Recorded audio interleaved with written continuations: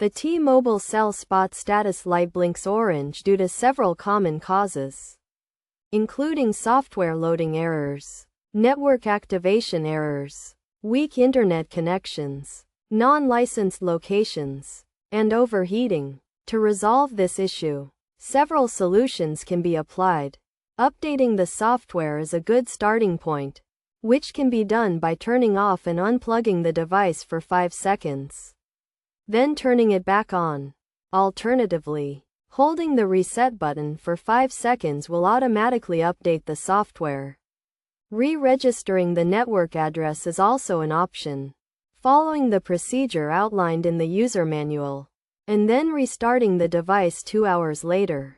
Checking the internet connection is crucial, including verifying if the provider is experiencing downtime, and ensuring the Cellspot is properly set up and connected to the modem.